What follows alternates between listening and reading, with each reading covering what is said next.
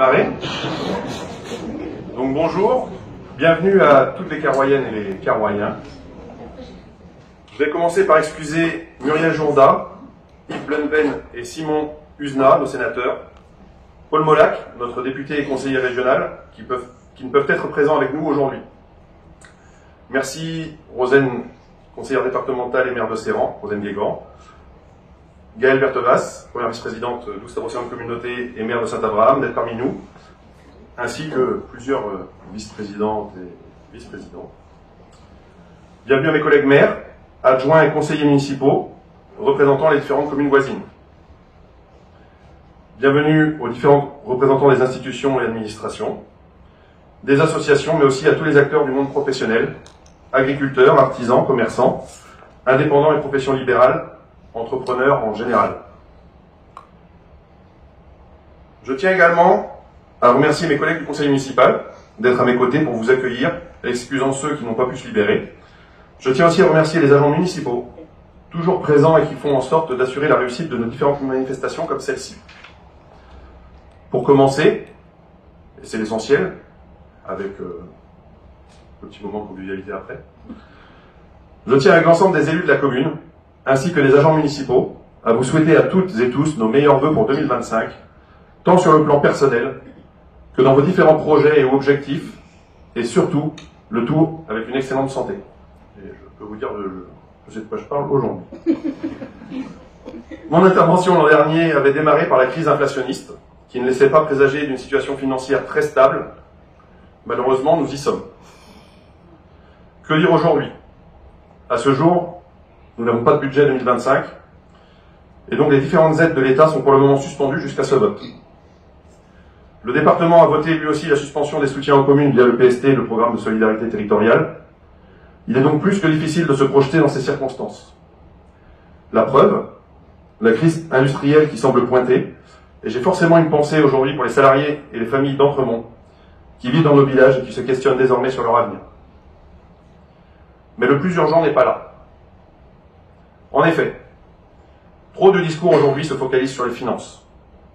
La société et ses modèles de réussite sont de plus en plus tournés vers l'argent. Mais je le répète, l'urgence n'est plus là.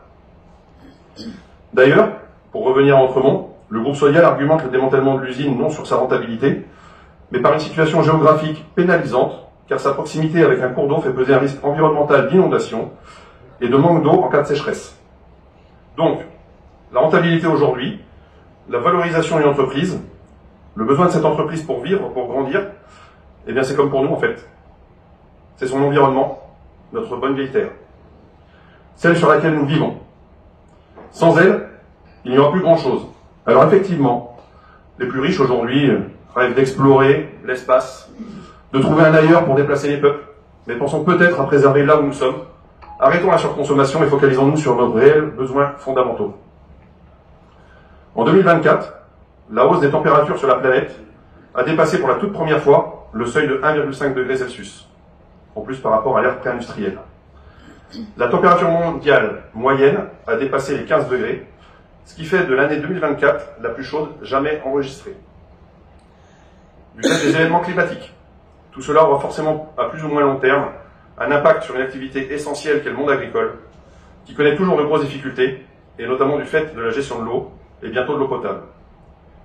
Donc si j'avais un vœu à formuler pour 2025, ce serait celui-là.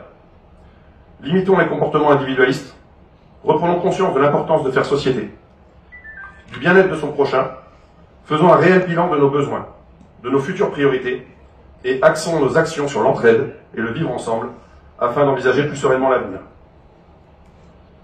C'est avec cette sérénité de se projeter vers un héritage à laisser à nos enfants et petits-enfants que nous allons donc appliquer aux finances et à la gestion de la commune.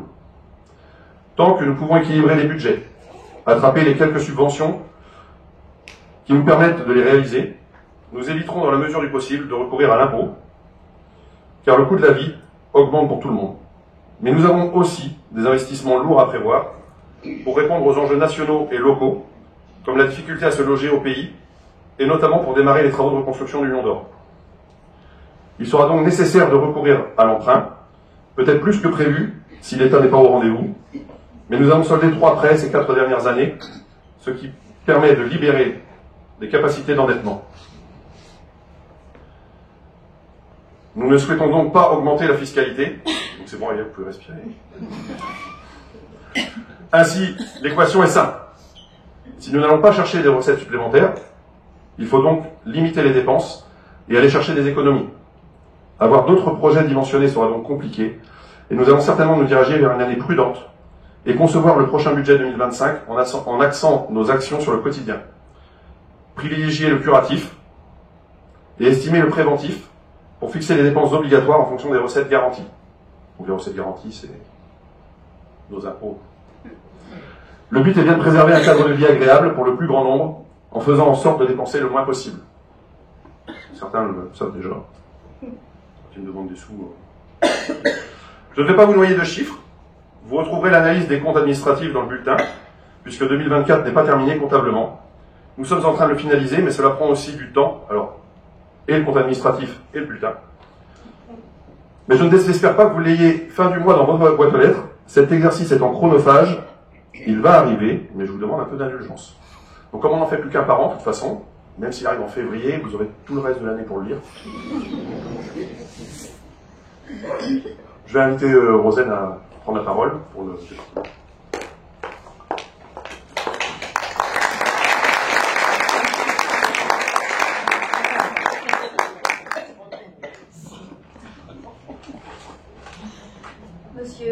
Monsieur le maire, oui, c'est bon là? Là, ça va aller, je pense. Monsieur le maire et l'équipe municipale, merci pour cette invitation, mesdames et messieurs. Je ne vais pas reprendre toutes les... Je vais vous saluer en vos grades et qualités. Monsieur le maire s'est chargé de le faire précédemment. C'est toujours un plaisir de venir à une cérémonie de vœux, d'être là parmi vous. C'est un temps convivial, d'être à la rencontre des élus, mais aussi de la population, des associations. Alors comme l'a dit monsieur le maire Erwan, effectivement, nous sommes dans une situation plus qu'instable. En général, lorsque j'interviens pour représenter le département du Morbihan, c'est toujours pour annoncer des bonnes nouvelles. Cette année, c'est pas le cas. Nous pourrions revenir sur l'année écoulée et les turbulences nationales qui résonnent dans nos communes, puisque depuis plusieurs mois...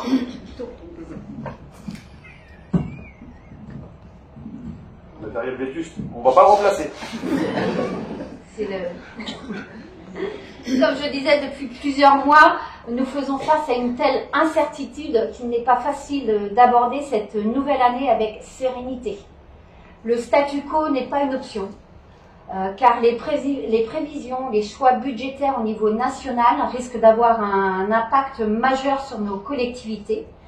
Et malgré toute l'ambition que nous portons, les mois à venir s'annoncent sans doute difficiles pour les élus locaux que nous sommes.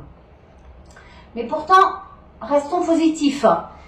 Nous devons continuer de porter une vision pour le territoire, et monsieur le maire l'a rappelé tout à l'heure. Nous devons porter la vision d'un territoire innovant, ambitieux, dynamique, où nous sommes ensemble au service des Morbihanaises et des Morbihanais. Derrière la réalisation de chaque projet, de chaque initiative soutenue, se cache le fruit du travail acharné et de la pugnacité des élus locaux engagés pour le bien de toutes et de tous.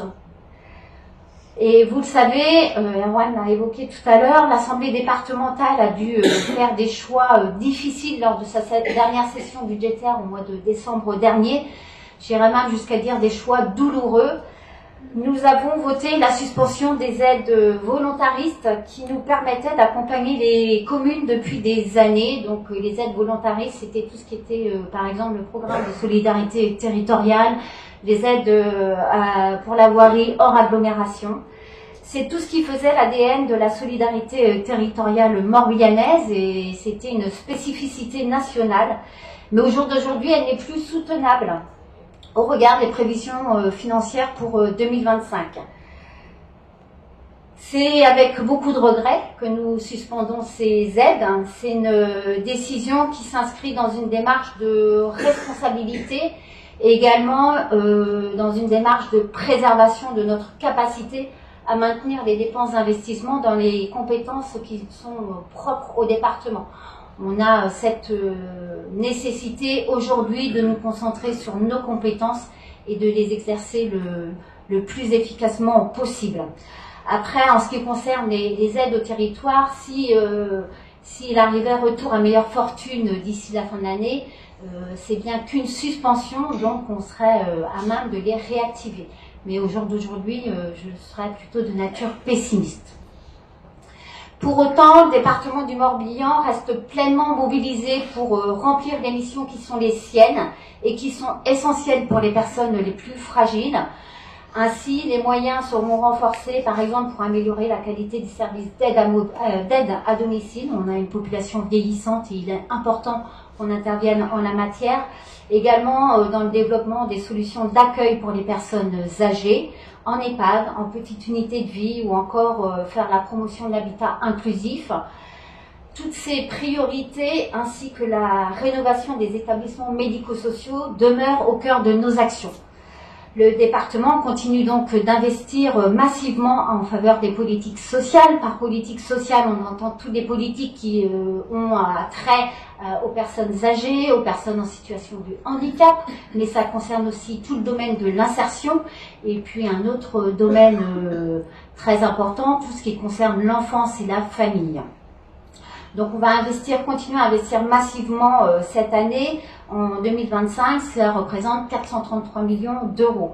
Et puis on continue d'investir aussi dans nos compétences qui sont propres. Et donc on a notamment les collèges, où là on va investir encore, continuer à investir. On a un niveau de 38 millions d'euros parce qu'il est important d'accueillir de façon la meilleure possible nos collégiens et par la même nous maintenons également toutes nos actions éducatives qui sont très appréciées des collégiens.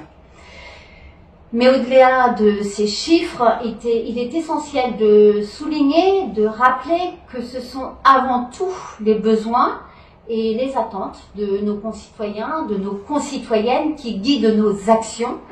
Et c'est pour cela que nous allons continuer d'investir, d'agir avec la gestion rigoureuse que l'on nous connaît dans l'intérêt des Morbihanaises et des Morbihanais. Je ne serai pas plus longue, ce sont les vœux de la municipalité.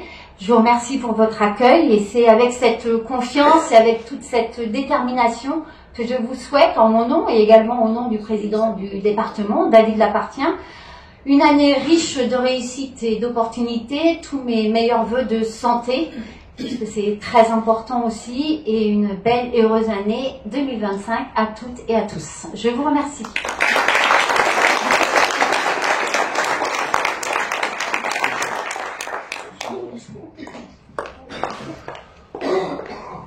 Donc, je vais passer à les réalisations 2024.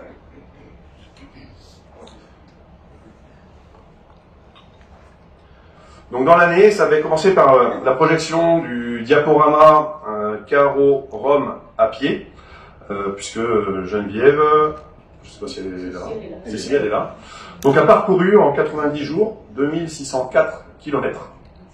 Donc voilà, donc il y avait eu une petite rétrospective de sa promenade. J'en prépare une autre, je crois. Hein. Voilà. Donc c'est Genève puis Anglais. S'il y en a qui veulent aller marcher, Geneviève vous emmène. Ensuite, alors j'ai mis les portes ouvertes parce que c'est la porte ouverte, on n'en a qu'une, à l'agence postale. Donc la porte ouverte de la nouvelle agence postale et le lancement Je vis, j'achète ici, puisque ça s'était coordonné. Donc une nouvelle agence postale avec une borne numérique donc, et une tablette. Vous les avez à droite, au-dessus et en dessous. Donc ça vous permet de faire toutes vos démarches en distanciel, puisque vos services publics aujourd'hui sont tous accessibles quasiment que par le numérique. Donc vous pouvez les utiliser et je vais y revenir tout à l'heure sur les projets 2025, mais on va accueillir aussi une permanence France Service. Donc qui permettra d'utiliser ces outils, ce pourquoi on s'était battu pour les avoir. Donc normalement une grande agence maintenant. Joël vous accueille avec un grand sourire. Donc n'hésitez pas, vous pouvez faire toutes vos démarches, quasiment toutes. Les idées numériques, s'il y en a qui savent ce que c'est, ont déjà commencé. Donc, en fait, c'est faire une identité numérique aujourd'hui pour faire des signatures numériques. Ça, ce n'est valable que dans une agence, enfin un bureau de poste. En agence postale communale, on ne peut pas. Mais sinon, on peut faire quasiment tout le reste. La plantation des arbres des CM2 avant le départ du collège. Donc, dans le cadre du bien vivre ensemble et des gestes éco-citoyens, nous avons décidé de permettre aux élèves de CM2, avant de quitter l'école communale et de s'en aller vers le collège, de planter un arbre souvenir. Donc, les deux écoles ont planté les 2 premiers arbres de chaque côté de l'entrée de la mairie. Donc, c'est parti. Donc, cette année, normalement, les directrices ont eu le message. Elles choisissent soit le lieu, et dans ce cas-là, c'est les agents qui choisissent l'essence, soit ils choisissent l'essence, et ce sera les agents qui choisissent le lieu. Le principe, je vous ai dit, en plus, le département n'a plus de sous. Donc, comment on peut faire la voirie, c'est pas d'avoir des racines qui bougent la route. Dans le même thème, la création et la plantation de haies. Donc, la commune s'engage aussi aux côtés du grand bassin de Loust et avec certains agriculteurs à créer et planter des haies. L'importance de retrouver un bocage afin de gérer la course de la goutte d'eau, je vous en parlais tout à l'heure, notamment, est important et nous allons renouveler ces opérations autant que possible via l'opération Brest Bocage.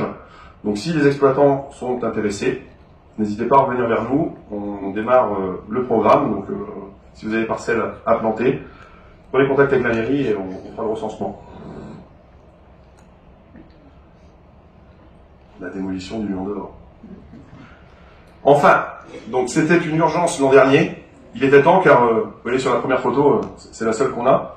Donc autant vous dire que l'appel n'était pas encore arrivé jusque-là. Je ne sais pas si vous... Ici, là. Donc l'appel n'avait pas eu le temps d'arriver, que le bâtiment partait. Donc je pense qu'on l'a échappé belle.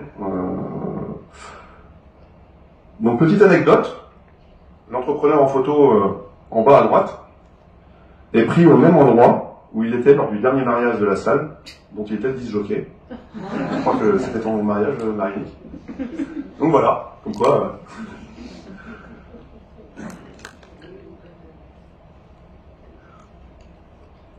La rénovation de la croix d'Avignon. Donc longtemps on nous a dit la croix est cassée, la croix est cassée. Donc, oui, on savait, la croix est cassée. En revanche, ça demande une expertise, et donc on a travaillé avec la pierre à l'œuvre. Donc elle a enfin retrouvé son socle, et donc aujourd'hui brille depuis quelques années. Le retour de la chasse aux œufs. On avait eu des années pas terribles, hein. On ne va plus en parler maintenant, mais avec le Covid, voilà. Le retour de la chasse aux œufs, donc c'est un moment de convivialité organisé par la municipalité, donc afin de permettre aux enfants de se dégourdir les jambes. Les ateliers culturels de la médiathèque. Donc je voulais remercier Sandrine et ses bénévoles, mais même hier soir, je crois qu'il y avait une animation, donc un atelier, non c'est le 24, c'est 24. Donc ça me permet de le dire. On va faire des rencontres, voilà, autour de certains thèmes.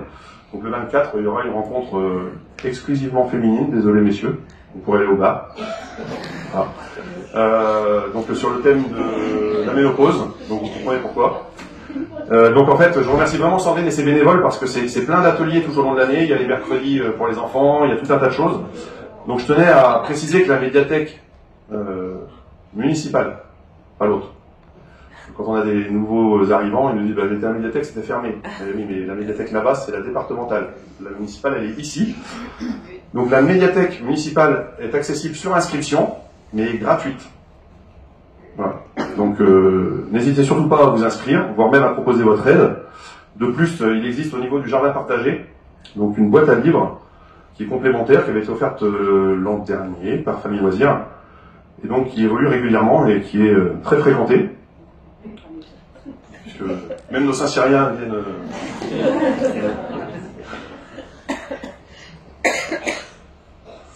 Les animations Terre de Jeu, puisque nous avions eu le label Terre de Jeu 2024, donc malheureusement Charlène, donc du RCBO, le club de rugby de Serran, n'est plus au club parce qu'elle est partie vers d'autres horizons, mais en fait ça lui a permis l'année dernière de découvrir l'activité Tous Ovale.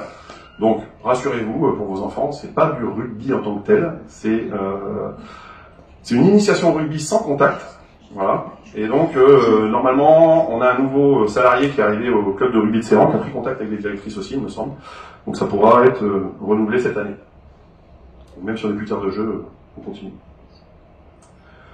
Le Tour de Bretagne, de passage à carreaux pour la 2e année consécutive. Donc il a traversé la commune. Donc merci aux différents bénévoles qui ont accepté un peu sur le coude d'être aux différents carrefours.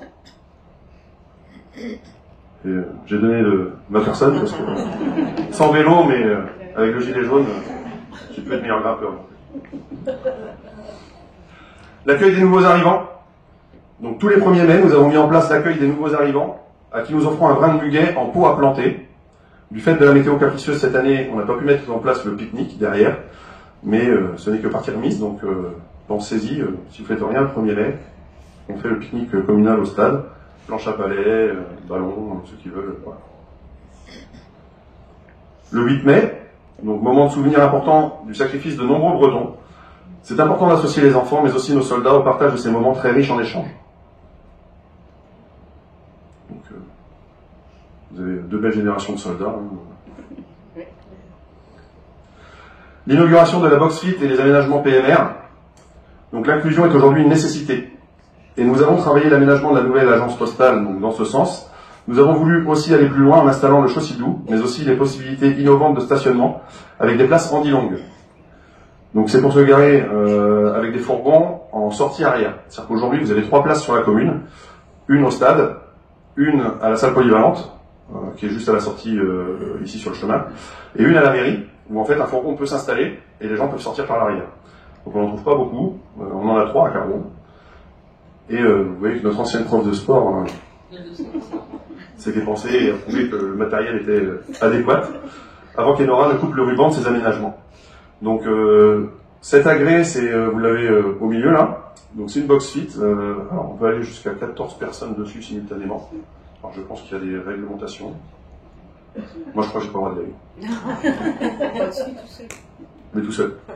Et donc en fait tous les exercices sont accessibles par ce QR code. Donc sur la machine vous avez un QR code, donc celui-là fonctionne, vous avez toutes les explications de tous les agrès, à quoi ça sert, et sur la machine en lui-même, à chaque agrès, vous avez encore un QR code qui vous propose des exercices. Donc la santé, on est dans le thème.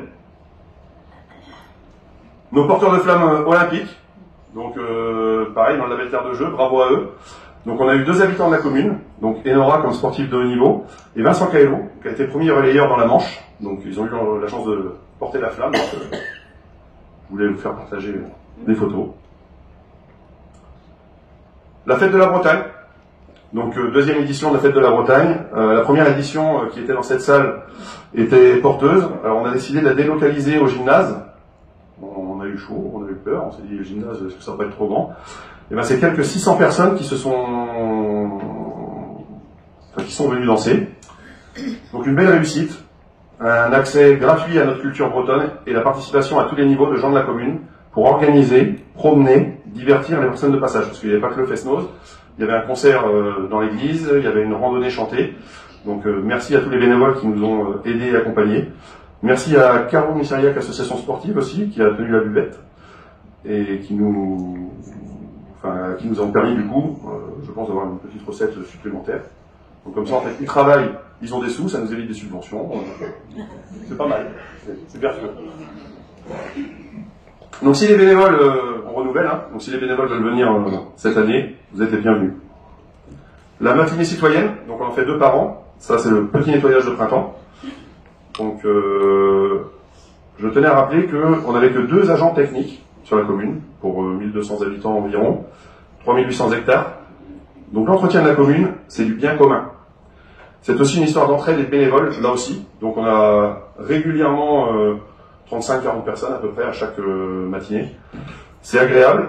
En plus, après, il y a l'apéro et un repas. Il y a même le café à l'arrivée le matin. Et en plus, on peut voir que toutes les générations y viennent, donc c'est très encourageant. D'ailleurs, j'ai été dans quelques vœux de communes, toutes les communes remerciaient les pépiniéristes pour les traits de plantes et autres. Je tenais à vous rappeler que moi je remercie les agents, parce que tout ça c'est que de la production à Carreau. La projection du film Les Chemins de Mémoire, donc aux enfants des écoles avec les passeurs d'images et de son. Donc c'est une très belle histoire de la réalisatrice Marie Lebel, restituée dans Les Chemins de Mémoire, un film co-réalisé avec François Boire et Régis Blanchard. basé sur le témoignage de Jean-Claude Guil, fils d'un membre du maquis de Saint-Marcel, âgé de 5 ans au moment de la bataille. Donc un travail collectif dans le cadre de l'association Passeurs d'images et de sons de Serran. Ça a été un très très beau moment. Ça a été aussi le fait de... Alors, il y a la médiathèque départementale. Donc la médiathèque départementale a un bel outil. Donc le département nous soutient encore, il n'a pas de sous, mais il nous prête des équipements, c'est pas mal. Un beau moment d'échange, mais aussi pour permettre de savoir que les enfants de carreau sont aussi tombés pendant ces combats. Donc une pensée pour Alexis et Albert Davalo, donc 2 jeunes de 24 et 26 ans qui ont été abattus le 21 juin 1944 en rentrant de Saint-Marcel par les Allemands.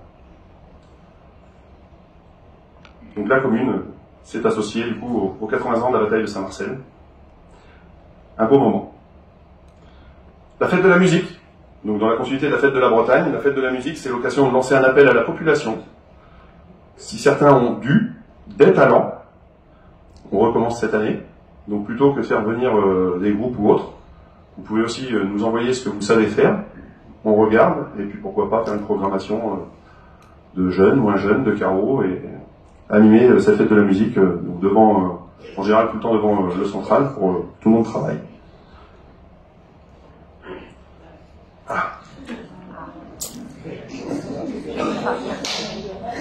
J'étais obligé d'en parler.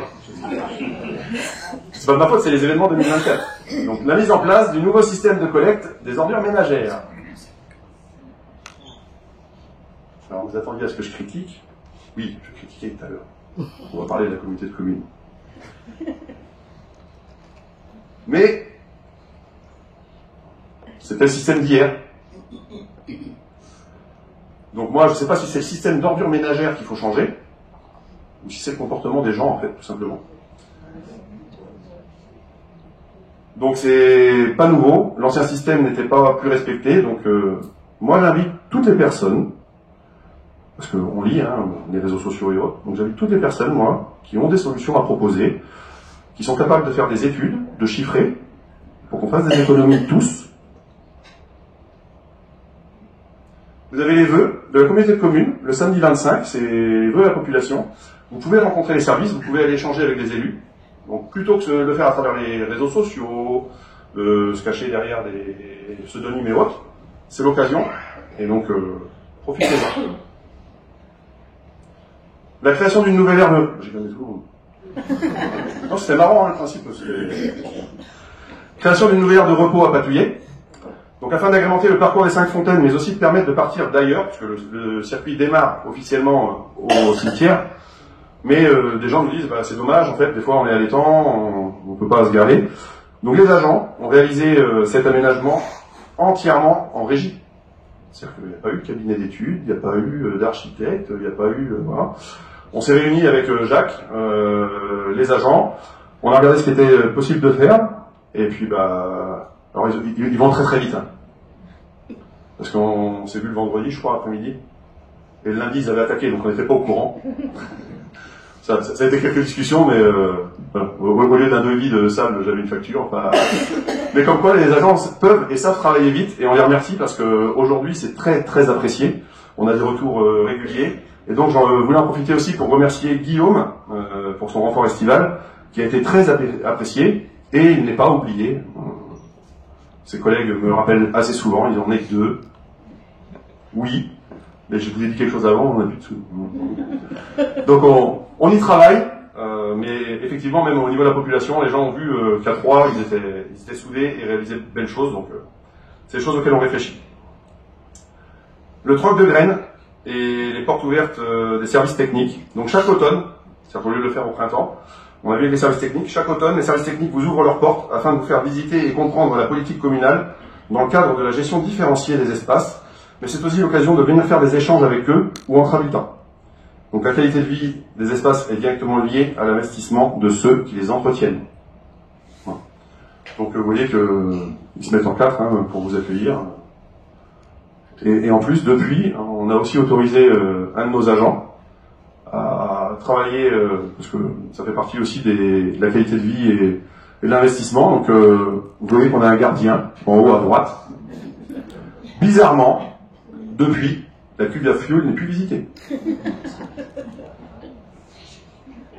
Et j'espère que ça ne sera pas le cas par la suite non plus. Le repas des aînés. Donc un très bon repas, du relais du maquis, de la convivialité, des sourires.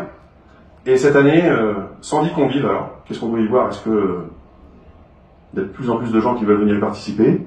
Est-ce que la population de Carreau...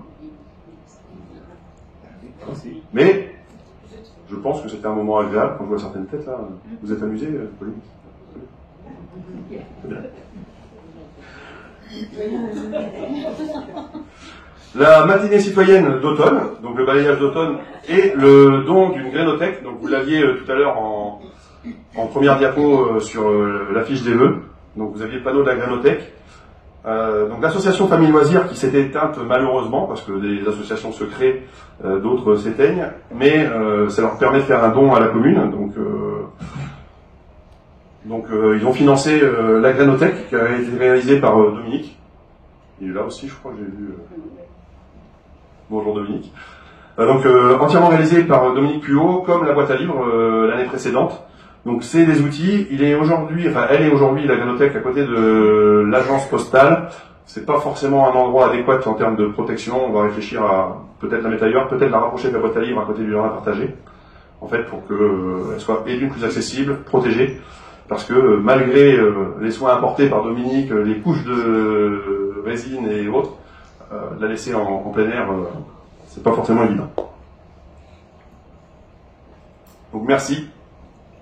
Et merci à tous les bénévoles. Donc je vous dis, c'est une trentaine de personnes en général chaque matinée. Le 11 novembre, donc commémoration particulière du monde combattant, de toutes les générations pour le 11 novembre, avec les élèves des écoles toujours, et un nouveau détachement de l'Académie militaire de Saint-Cyr-Couëtquidan, donc on essaye d'associer systématiquement à toutes nos cérémonies. Et pourquoi il me... Parce que là, tu es trop vite. Parce que j'étais trop vite, j'ai cliqué. Voilà. Les enfants, c'est important le souvenir. Le marché de Noël et le don du sapin, donc pour la deuxième année là aussi consécutive. Donc un habitant de la commune, donc l'année dernière c'était Noël et Guette. Cette année la personne veut rester silencieuse, mais on la remercie quand même. Donc vous avez le sapin ici dans son état naturel, qui s'est retrouvé ici pour les fêtes de Noël. Et également toutes les décorations de Noël. Donc que ce soit la crèche dans l'église par les paroissiens, mais aussi toutes les décos. Donc vous voyez tous les petits lutins et la maison des lutins. Donc tout ça a été entièrement réalisé aussi par vos agents. Donc ce ne sont pas des achats et autres, c'est quand il pleut, qu'il fait moche, ils s'activent. À savoir que tout à l'heure je parlais de réutilisation. Par exemple, la cabane, le projet, c'est d'essayer de la transformer en cabane à outils pour les écoles, pour le jardin partagé. Donc, on ne fait jamais une construction, même si elle est réalisée en palette. Si elle peut être réutilisée, on essaye de la réutiliser. Et donc, dans la réutilisation, on fait le stockage de sapins, donc l'opération zéro déchet qui s'est encore faite cette année. La communauté de communes n'avait pas renouvelé du fait du déploiement des ordures ménagères qui prend énormément de temps. Donc en fait, on a quand même réussi à négocier le prêt du broyeur, sous réserve, le broyeur a un agent, donc du coup de la main-d'œuvre de l'agent. Et avec nos deux agents, donc tous les sapins ont été broyés en moins de 2 heures. Ça représente une benne complète de camion, et qui a été immédiatement réutilisée. Donc en fait, ça sert à faire le paillage, soit des massifs, soit des chemins donc de randonnée, sur les abords et autres. Donc, voilà.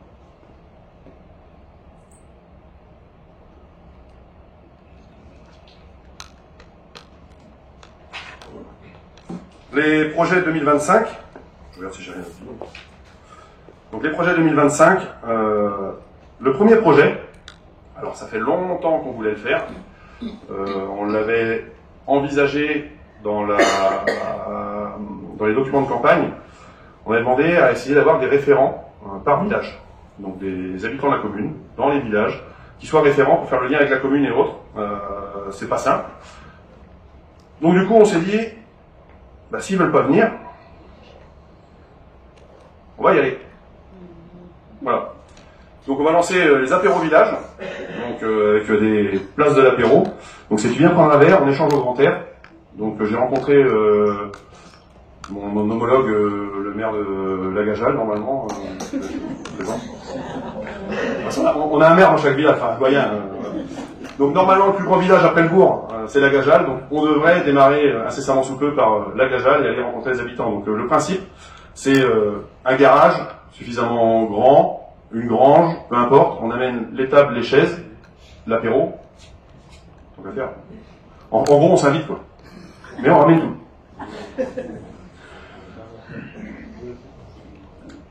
Donc, en plus, ça nous permettra, dans cet échange, de faire des petites promenades et visites du village, déjà, de voir un petit peu comment sont lotis les gens de la commune, et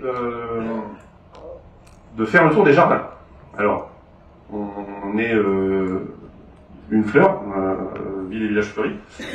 On a quand même l'intention d'aller chercher la deuxième.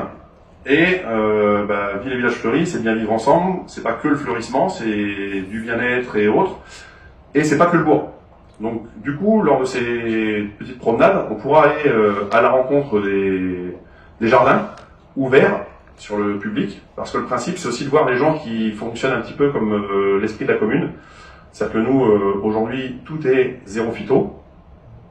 Ceux qui, aujourd'hui, traitent encore et autres, même s'ils ont des très beaux jardins, ça ne rentre pas dans les critères, je tiens à le préciser. Et donc, en fait, ça permettra, en fin d'année, de faire un... Alors, c'est pas un concours maison fleurie, justement, c'est pas le but. Parce que souvent, les concours de maison fleurie, vous savez comment ça se passe.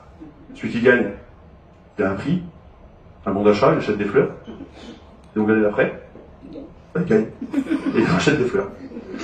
Donc, le principe, là, c'est d'avoir un jury qui se déplace, qui observe, et à la fin de l'année, pourquoi pas mettre les gens à l'honneur, donc ceux qui le souhaitent, parce que ceux qui veulent pas participer ne sont pas obligés, et puis de montrer qu'il n'y a pas que dans le bourg qu'il se passe des choses, aussi dans les villages. Concernant les travaux d'envergure 2025, donc nous devrions rapidement lancer les appels d'offres, puisque le permis de construire a été déposé. On avait quelques études de sol encore à réaliser, puisque sur l'ancien bâtiment, il y avait un gros décalage de plancher pour ceux qui l'ont bien connu. Donc aujourd'hui, on a dû faire des études de sol et autres pour ramener tout le bâtiment au même étage. Et donc, c'est pas très visible, mais c'est fait exprès parce que c'était pas le but non plus de vous épuiser avec le planning. En gros, 52 semaines à 61 semaines de travaux. Donc si ça va très vite, peut-être qu'au l'année prochaine, on inaugure. Peut-être avant les élections. Donc le permis d'aménager du lotissement de la ville Hesdin est aussi déposé. Donc on a un petit contretemps sur le lotissement parce que aujourd'hui, avec les PPRI et autres, même si on n'en a pas sur la commune, alors le PPRI c'est les risques d'inondation. Pour faire simple, comme on a un PPRI sur la commune qui n'impacte pas le bourg, mais il est quand même sur la commune, on a un dossier loi sur l'eau à présenter, donc on va faire un dossier loi sur l'eau et ensuite on espère rapidement pouvoir mettre à commercialiser. Donc tout est chiffré. J'ai pas de prix, on verra avec le conseil municipal, il faudra qu'on fixe le prix de vente des lots. Bien évidemment, le but c'est de permettre aux jeunes de pouvoir acheter ou d'accueillir avec des prix abordables, mais donc on verra un petit peu comment on fait.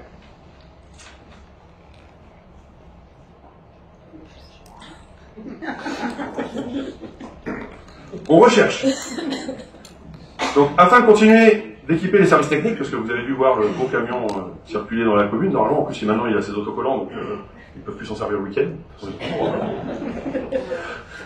C'est pas le droit. Nous sommes à la recherche d'un tracteur avec chargeur, en bon état, à un tarif raisonnable, ce sont nos impôts. Si quelqu'un veut l'offrir, pas de problème, on accepte. Afin de pouvoir réaliser donc, des travaux parfois plus importants en régie. Donc si vous connaissez une bonne occasion, en parfait état de marche. Quelle puissance? Le message est passé, c'est bon non. Quelle puissance? Quelle puissance? Oh, quelle puissance. Une bonne occasion, en bon état de marche. Bon, idéalement, 50 chevaux, 4 roues motrices, avec chargeur. Non, on n'est pas difficile. Donc je vous parlais tout à l'heure des dons famille loisirs, mais il y a aussi une association, donc Générève, qui était sur Carreau, donc qui a cessé il y a plusieurs années. Et en fait, ils ont sollicité la commune pour dire voilà, il nous reste des sous en banque, on veut les répartir. Est-ce que vous avez un projet qui rentrerait dans ce que faisait l'association? Donc ça fait des années que juste derrière la salle polyvalente, on voudrait mettre une balançoire PMR, donc personne à mobilité réduite, donc un panier en fait pour le permettre. Donc rapidement, normalement, on devrait avoir cet équipement qui arrive, puisqu'il a été financé par les dons des deux associations. La fête de la Bretagne, donc 3e édition, je vous en ai parlé tout à l'heure. Donc le vendredi 16 mai soir, le concert à l'église Saint-Hervé. Le samedi 17 mai, la balade comptée suivie d'un fest-noz. Et en revanche, à côté, le traditionnel pardon de Saint-Yves, mais comme le pardon de Sainte-Anne et autres, peut-être d'autres projets, Dominique, à venir, peut-être une autre fête, tant qu'à faire. Donc là aussi, les bénévoles, n'hésitez pas. Les travaux de l'école, donc Saint-Hervé, puisque vous n'êtes pas sans savoir, ou si vous le découvrez, il va y avoir de lourds travaux au niveau de l'école. Et donc je voulais en profiter pour vous présenter donc, la nouvelle directrice, Morgane Douady, qui va venir vous dire un petit mot dans ce cadre-là.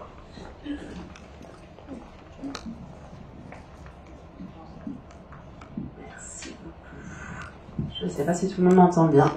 Oui. Donc merci de m'accueillir. Merci déjà tout d'abord pour votre accueil dans votre village, puisque j'arrive de loin, mais je suis très heureuse d'arriver ici. Et je voulais remercier un peu toute la communauté de Carreau et notamment les parents d'élèves, les associations qui m'ont très bien accueilli et qui ont très bien accueilli ma collègue qui est arrivée également cette année, avec plein d'idées, plein de nouveaux projets. On reprend des projets autour de l'école dehors. On a démarré un projet autour du monde cette année avec d'un travail autour des langues. Enfin voilà, plein d'idées. D'ailleurs, n'hésitez pas à venir nous rencontrer lors des portes ouvertes le 8 février au matin et puis le vendredi 28 février entre 17h et 19h30 si vous le souhaitez pour venir faire un petit tour dans l'école.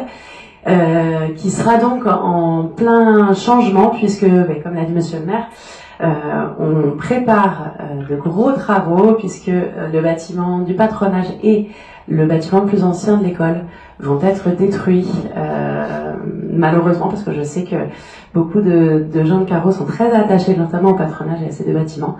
Donc ils doivent tomber pendant les vacances de février, c'est-à-dire dans un peu plus de 3 semaines maintenant.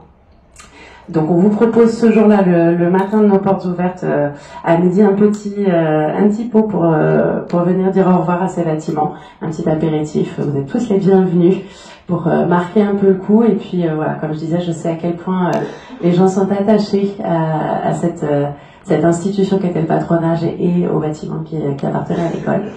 Et donc nous reconstruirons sur une surface bien moins grande, une petite salle qui nous permettra à moi d'avoir un bureau, aux enfants d'avoir une salle pour travailler en atelier, une petite pièce pour ça, et puis des sanitaires à l'extérieur pour que tout le monde se sente pour le mieux dans ces nouveaux bâtiments et en espérant pouvoir faire perdurer le travail qu'on mène déjà dans l'école avec nos 2 classes. Voilà, puis une dernière petite chose, j'en profite. On a un repas qui est organisé par l'appel dans cette pièce le 1er février au soir, donc on vous attend tous nombreux également. Donc encore une fois, vous êtes les bienvenus pour les portes ouvertes, pour ce pot, et puis les portes de l'école sont toujours ouvertes. Merci à tous.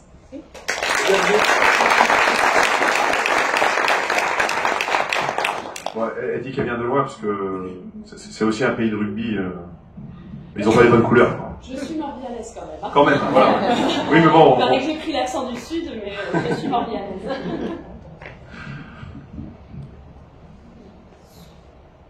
Ah, après les déchets, la fibre. Donc vous avez l'adresse qui est facile à retenir. https://www.mécanisme-bretagne.bzh-bretagne, très haut débit, mon éligibilité à la fibre optique suive l'avancée des travaux. C'est fait. Vous l'avez retenu. Vous tapez dans le moteur de recherche avancée des travaux, vous tombez sur le site Mégalis avancée des travaux, vous tombez sur le site, vous avez l'avancée des travaux. Donc en fait je voulais faire un point parce qu'il y en a plein qui m'ont dit ouais mais vous n'avez pas communiqué, la fibre est arrivée à Carreau, vous n'avez pas communiqué. Elle est arrivée à Carreau. Donc comme il y a des gens qui habitent quand même là, je tenais à leur dire, donc effectivement, ils sont raccordables à la fibre pour toute la partie sud de la commune.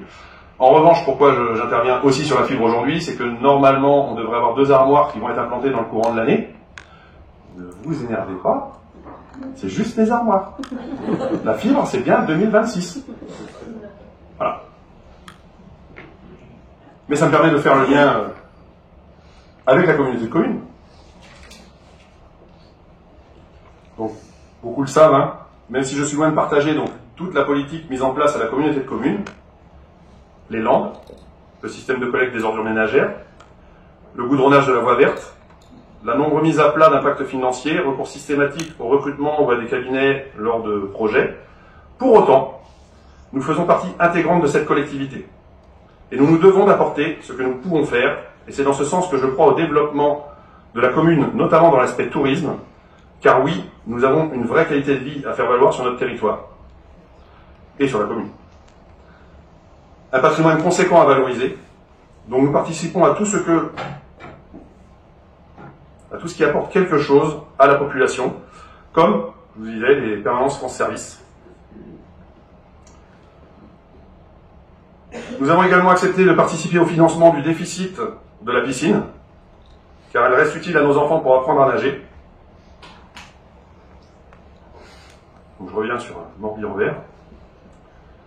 Morbihan-Vert, pourquoi pas? J'espère que malgré le coût exorbitant de la démarche, la nouvelle marque pour le résultat, la nouvelle marque de territoire saura porter les attentes qu'elle souhaite véhiculer, car combien m'ont fait la remarque sur la nouvelle identité du département, chacun à son tour. Une des vagues aurait pu être verte et représenter nos collines. Je m'interroge juste de l'impact d'une annonce d'un Morbihan vert avec la sérénité du travail de nos exploitants agricoles. Nous travaillons également au transfert de compétences de l'assainissement, toujours obligatoire, malgré ce que chacun en pense. Et j'ai également participé aux ateliers au sujet de la mise en place d'une charte de gouvernance dans le cadre du transfert de compétences urbanisme. Initialement, je suis totalement contre ces transferts systématiques. Dans le domaine de l'urbanisme, il est important de pouvoir conserver la maîtrise du développement local. En effet, nous n'avons pas tous les mêmes visions de nos territoires, nous n'avons pas tous les mêmes idées de développement, et donc il est important de pouvoir garder la maîtrise du foncier. Jusqu'à ce que ce transfert devienne obligatoire, qui sait, parce que si on n'y va pas à un moment donné, on a vu pour l'assainissement, on n'a pas voulu y aller, c'est devenu obligatoire. Si on ne veut pas aller au PLUI, il ne deviendra pas obligatoire.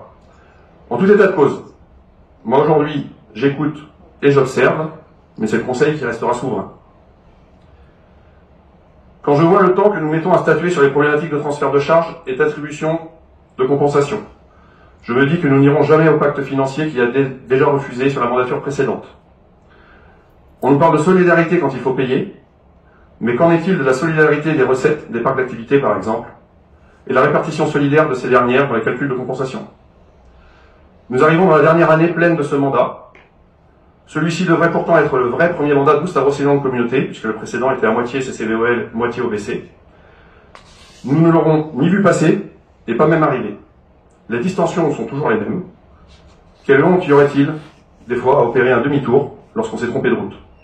Non, il vaut mieux s'obstiner à trouver l'issue dans le coin d'une impasse. Pour autant, je lis comme beaucoup les commentaires sur l'incapacité des élus, et j'espère qu'en 2026, il y aura autant de candidats qu'il y a aujourd'hui de critiques. Car les élus que nous sommes font du mieux qu'ils peuvent, et ça demande juste un petit peu de respect. Sinon, je pense qu'en 2026, on va droit dans le mur. Voilà, donc j'invite Gaël.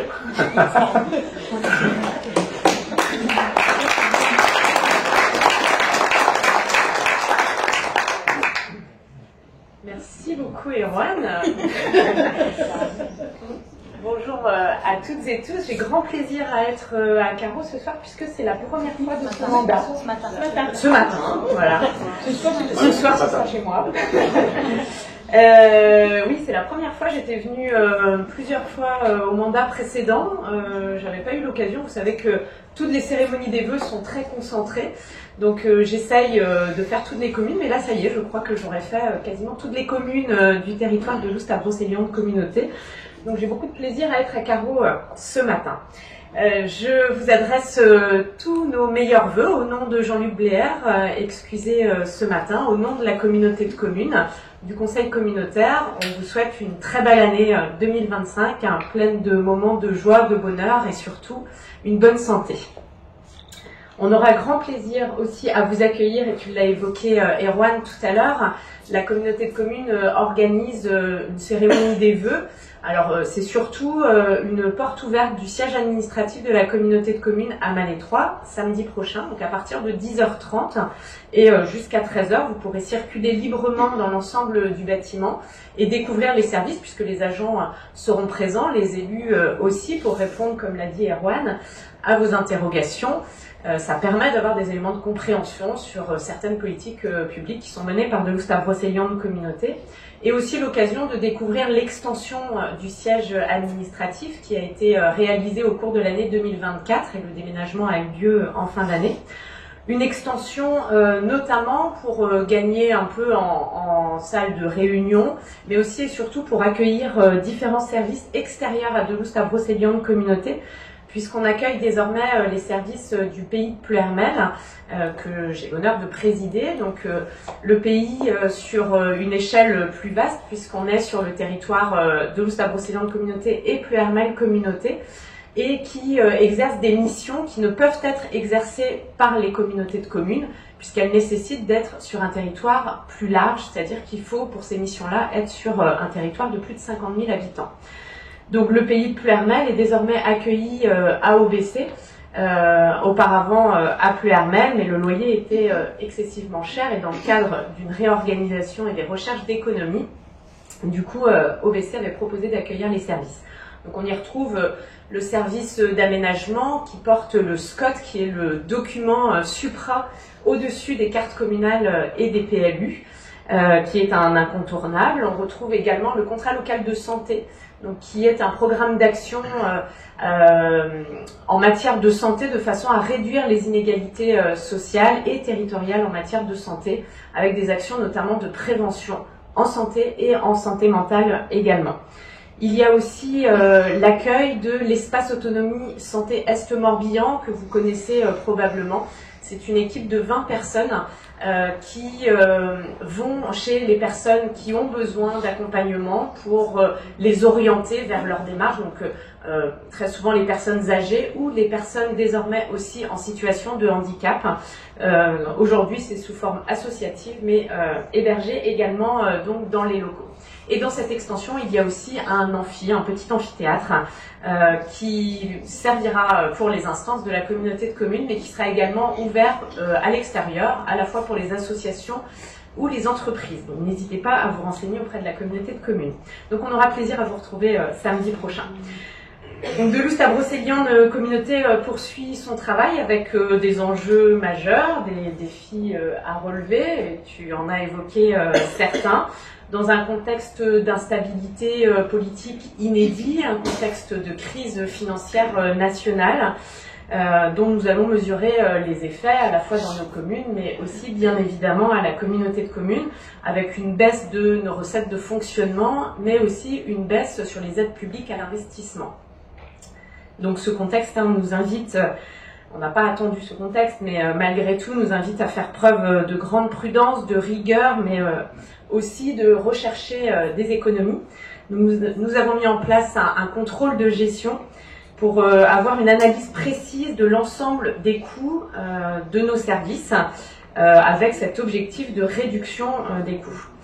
Nous travaillons sur le périmètre des compétences. Quand tu dis qu'il faut savoir faire demi-tour, des fois, je crois que ce travail est en cours. Vous savez, en 2017, effectivement, on a fusionné. Ça a été l'agrégation des compétences menées par les 3 territoires. Il n'y a pas eu de choix fait à ce moment-là. C'était certainement plus confortable.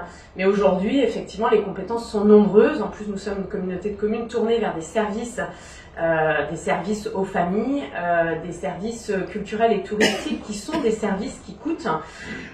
Aujourd'hui, on doit se poser la question et apporter des réponses sur le périmètre des compétences de Delouste-Brocéliande Communauté. On poursuit des travaux d'optimisation sur les locaux et bien sûr, nous analysons à chaque fois les besoins en personnel. Dès lors qu'il y a des départs à la retraite ou des départs spontanés, la question de la réorganisation pour une meilleure optimisation de la masse salariale est à chaque fois re-questionnée. Nous avons un recours à une fiscalisation qui reste raisonnable. Et en fin d'année, donc, nous avons fait le choix de souscrire à l'emprunt puisque nous avons un faible endettement. Et cet emprunt va nous permettre d'avoir une trésorerie un peu plus confortable. Je rappelle, enfin je pense à ça, mais tu l'as évoqué, la fibre. Là pour 2025, pour la participation d'OBC, c'est 715 000 €. Et au total, sur l'ensemble du déploiement sur le territoire, c'est plus de 8 millions d'euros, qui a été entièrement autofinancé par la communauté de communes. Donc là, effectivement, il reste encore 2 années à financer le déploiement de la fibre. C'est pour ça qu'on s'est dit qu'un emprunt pourrait nous permettre de soulager un peu cette trésorerie. Donc sur le territoire, la priorité a toujours été et restera le développement économique, qui est une compétence, elle, obligatoire, puisqu'on a des compétences obligatoires, des optionnelles et des facultatives. C'est là qu'il faut que notre choix se fasse. Mais en tout cas, le développement économique est la principale compétence des communautés de communes. C'est générateur d'activité et donc d'emplois, mais aussi de recettes pour la communauté de communes, via soit la fiscalité ou davantage désormais des fonds de compensation de l'État, mais aussi par le biais de la vente des terrains sur les parcs d'activité économiques. Donc pour développer les emplois, il faut être en capacité de pouvoir loger les travailleurs et vous n'êtes pas sans savoir que nous avons de grosses difficultés à trouver des logements, que ce soit en location, en acquisition. Les terrains sont de moins en moins nombreux aussi pour faire de la construction neuve. Donc nous devons réfléchir aussi à comment organiser sur le territoire cette planification de l'habitat. Et tu en as parlé, Erwan, également, dans ce cadre-là, parce que nous avons des lois qui nous restreignent, et notamment le zéro artificialisation nette des sols, qui veut dire qu'à horizon 2050, il n'y aura plus aucune possibilité de construction sur une zone agricole, naturelle et forestière. Donc il va falloir qu'on réinvente la façon d'accueillir et de développer l'habitat sur nos territoires et faire des choix aussi entre le foncier économique, qui est donc important pour la dynamique du territoire, et le foncier dédié à l'habitat. Et pour ça, on a engagé cette réflexion effectivement sur le PLUI, qui serait le document, la même chose qu'en commune, mais à l'échelle intercommunale, avec les maires qui gardent l'ensemble de leurs prérogatives, mais pour avoir un regard supracommunal, puisque là, aujourd'hui, certains collègues maires se trouvent confrontés à ces nouvelles restrictions en matière de foncier, et du coup, peuvent faire des choix de dédier uniquement la construction pour l'habitat, et du coup, rendre inconstructibles des zones économiques, par exemple. Donc, ce qui n'est pas sans poser question pour le développement du territoire. Donc en y réfléchissant ensemble à 26, ça nous permettrait de pouvoir organiser, structurer le territoire entre l'économie et le foncier. Donc on a proposé effectivement une charte de gouvernance pour voir comment pourrait se faire ce travail-là.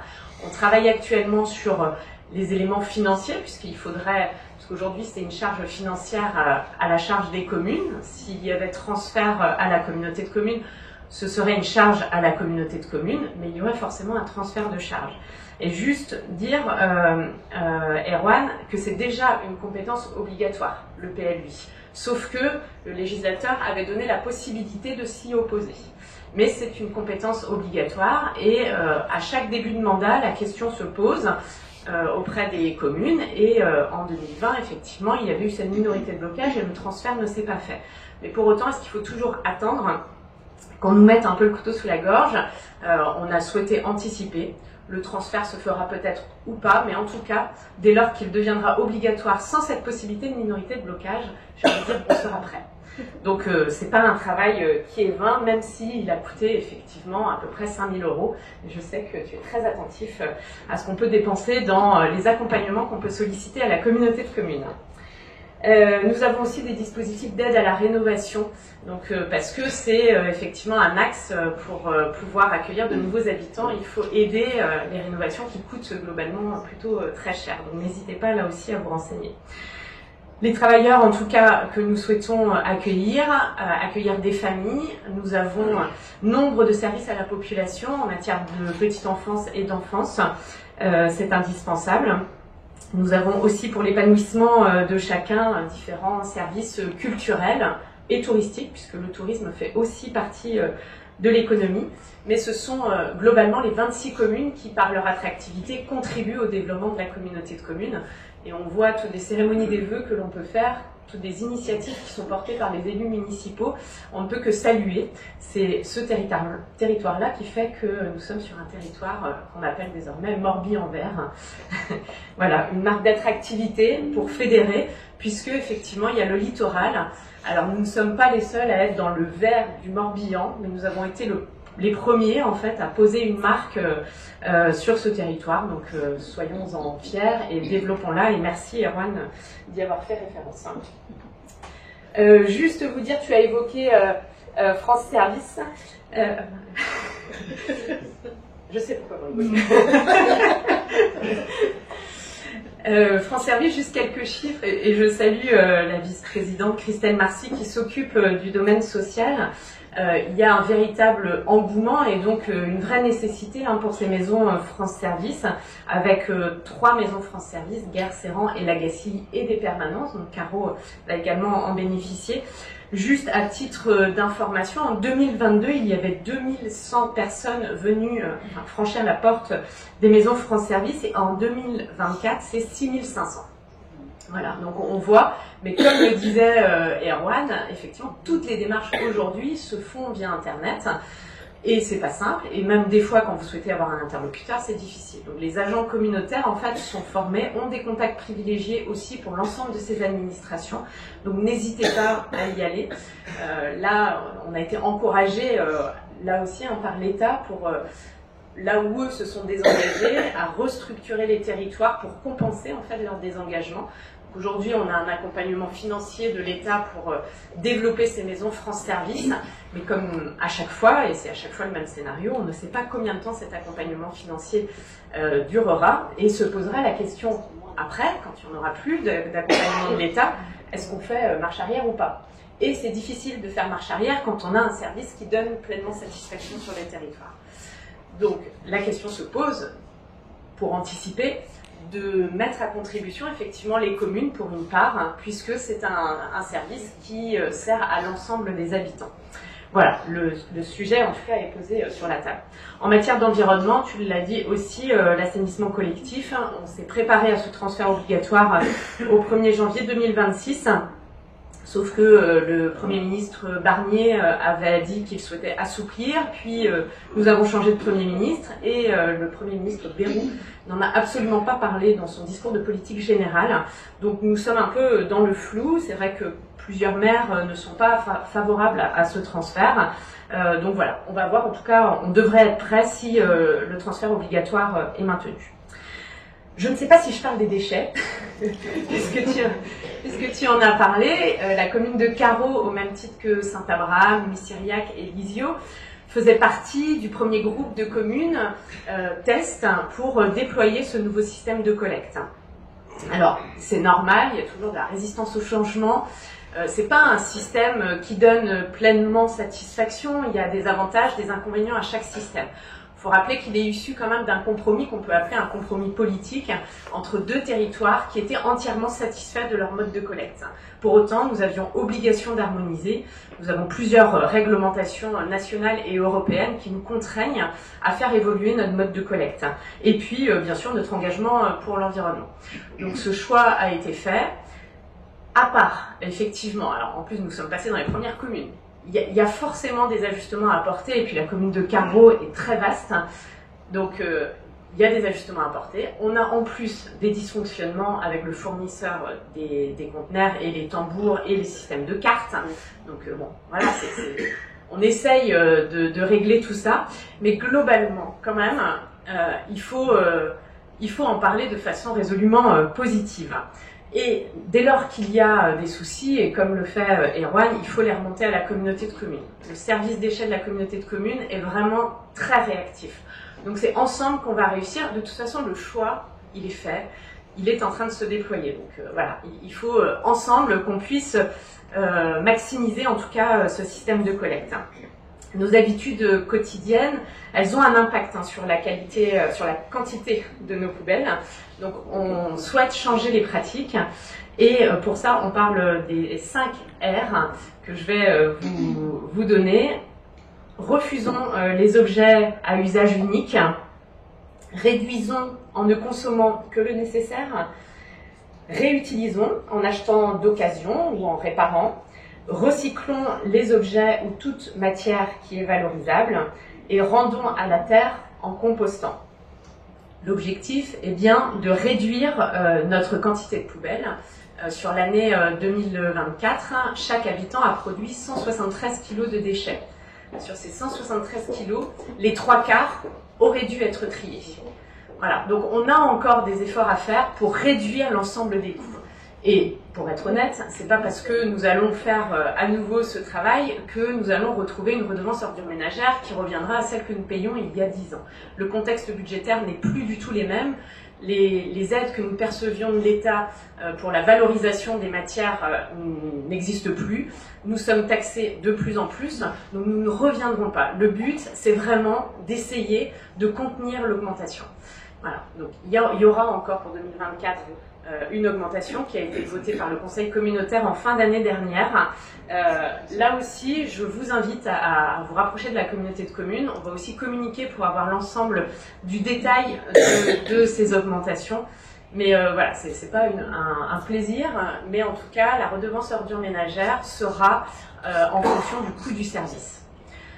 Et ensuite, en 2026, nous passerons à la redevance incitative, donc qui sera calculée avec une part fixe et une part variable en fonction de l'utilisation que vous ferez du service.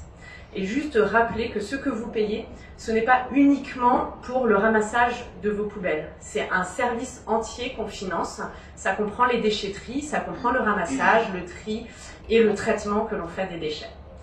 Voilà, je sais que c'est un sujet toujours tabou, mais pour autant, je ne pouvais pas venir ici et ne pas en parler.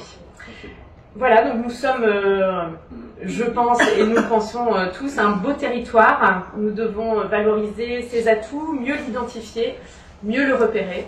Morbihan-Vert va peut-être nous y aider. Je tiens à saluer le travail collectif de l'ensemble des maires. Saluer ton travail, Erwan, puisque même avec ton esprit très critique vis-à-vis de la communauté de communes, tu es très présent. Tu suis l'ensemble des réunions et on peut se féliciter, c'est une instance démocratique, hein, que tu puisses éveiller aussi les consciences à ta façon. Donc merci à toi. Merci, merci aux élus municipaux pour votre engagement, pour la commune, mais aussi pour la communauté de communes, puisque vous participez aussi à des commissions communautaires. Voilà, je vous souhaite à nouveau une très belle année 2025.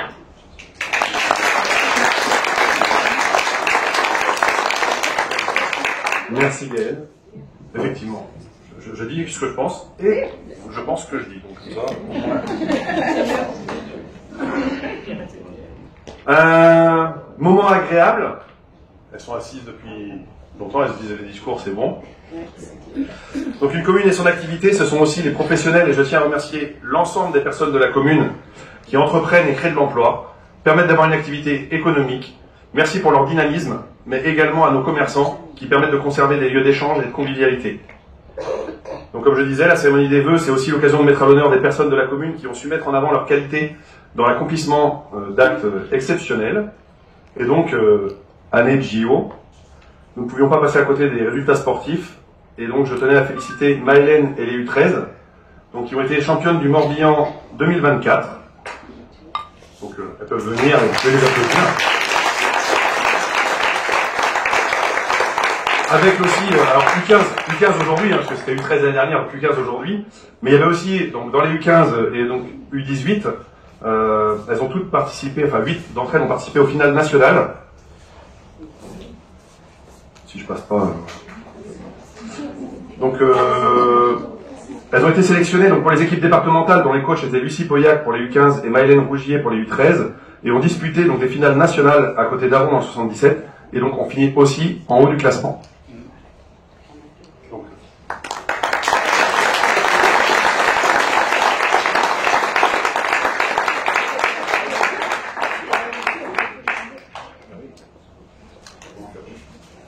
Pour l'ensemble. Merci. Merci aux filles.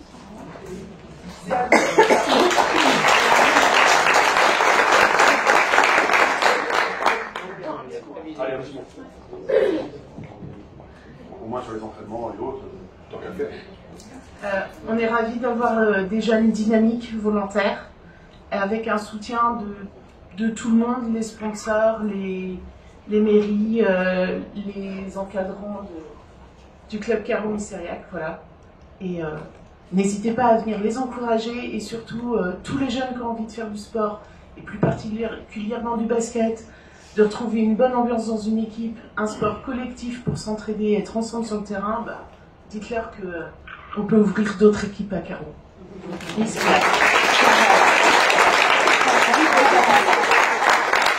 n'étant pas là, je vais lui remettre. Encore bravo les filles.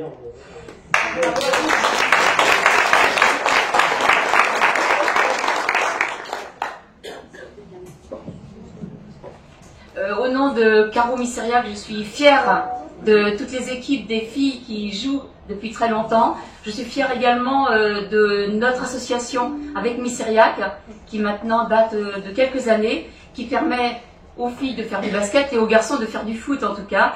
Et on se retrouve avec plaisir aux entraînements et également tous les week-ends lors des matchs. C'est une belle réalisation.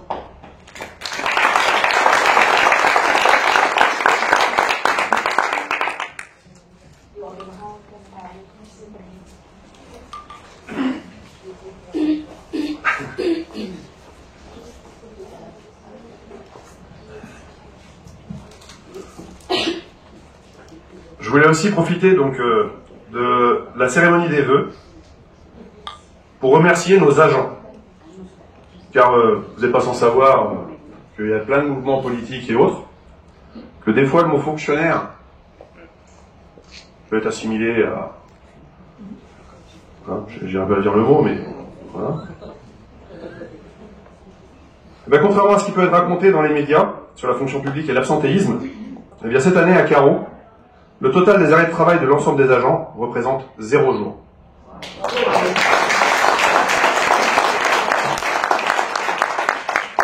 Donc nous avons la chance de savoir compter sur des agents pleinement investis et qui font le maximum pour vous et pour vos enfants, dans les limites qui sont les nôtres. Donc je tiens à remercier devant vous chacun des agents, tous postes confondus. Anne, elle est là. Elle n'est pas là. Isabelle, elle est là. Joël, Laureline, Sandrine, Valérie, Véronique et Fabrice. On a un garçon. Pour l'investissement dont ils savent faire preuve au quotidien. Ils peuvent, je pense, recevoir, vous aussi, de chaleureux applaudissements.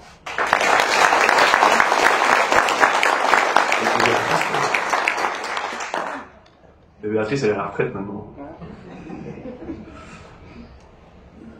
Un petit mot sur... Ah, j'ai oublié Myriam. J'ai oublié Myriam, mais c'est normal parce que Myriam, elle va venir travailler après, en fait. Donc, elle n'a pas fini sa journée. Donc, quand je vous dis qu'ils sont dévoués, parce qu'elle a fini sa journée, elle va venir travailler après, en plus. Donc, je reprends mes notes, quand même. Ah oui, au début de la phrase. Donc, un petit rappel sur nos supports de communication. Donc, on a le site internet qui va évoluer prochainement, puisque on passe avec campagnol.fr, c'est un organisme qui permet donc aux communes d'héberger leur site à des tarifs intéressants, puisque c'est un partenariat avec l'Association des maires ruraux de France. Donc le site va garder certainement sa structure, mais basculer. La page Facebook, mais tout le monde n'a pas Facebook. Donc j'invite vraiment tout le monde, parce que combien de fois je croise des habitants dans la commune, on discute, ouais, on ne savait pas. Quasiment tout le monde aujourd'hui, quand même, a un smartphone. Certains, vos petits-enfants l'ont aussi, ils peuvent tenir au courant papy et mamie. Donc sur le smartphone, on télécharge Panneau Pocket, c'est une application gratuite, sans publicité, et vous avez toutes les infos de la commune. C'est-à-dire qu'en fait, dès qu'il se passe quelque chose sur la commune, information, manifestation ou autre, mais alerte, c'est aussi, ça sert aussi à ça, coupure d'électricité et j'en passe, on utilise ce biais. Donc n'hésitez pas à le télécharger, vous saurez tout ce qui se passe. On m'a même demandé si on pouvait mettre, désolé je reviens aux déchets, si on pouvait mettre les créneaux de passage des déchets, c'est-à-dire envoyer un message le mercredi pour dire sors ta poubelle. Peut-être pas aller jusque-là. Non, mais on y met le calendrier. Ah, il y a calendrier, mais je ne vais pas passer un mercredi sur 2 Non. à dire sors ta poubelle. Non.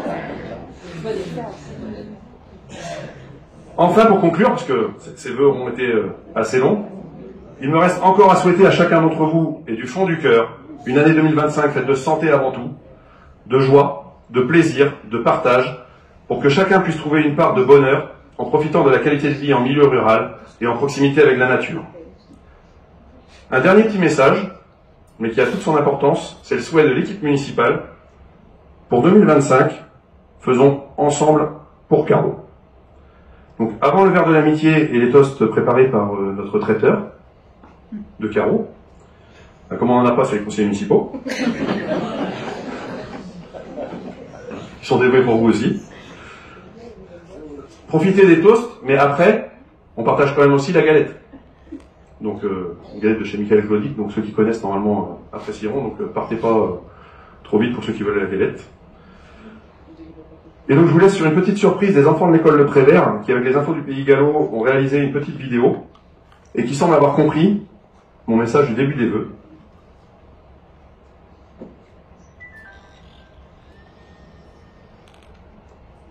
Si ça fonctionne.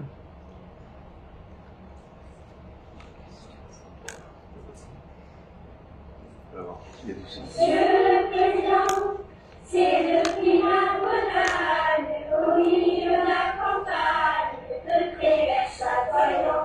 Problème technique. Monsieur le Président, je vous envoie ce message. On recommence. Tu veux mettre le fer? Vous ne me trouverez pas sage. Ça a marché tout à l'heure, hein, je vous jure. Oui, ça ne veut pas s'arrêter. Vous voulez mettre plus de son?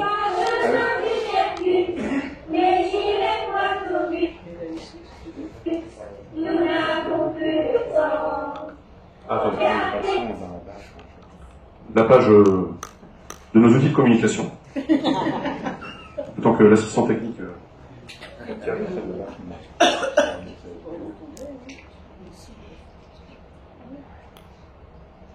Ah, ça va être mieux.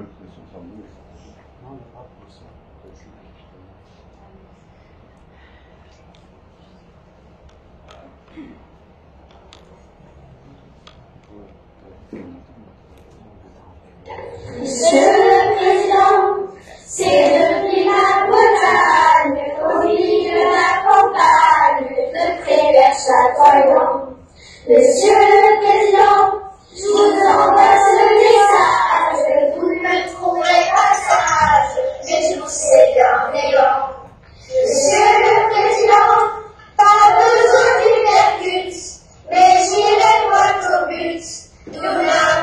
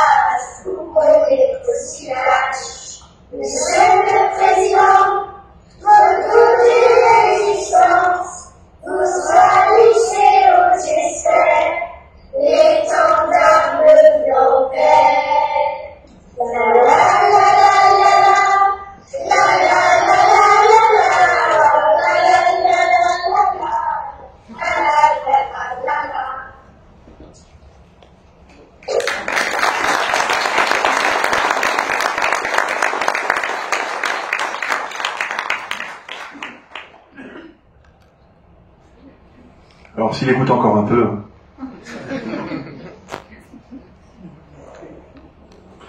Encore meilleurs vœux et on va pouvoir passer au moment de convivialité. Merci.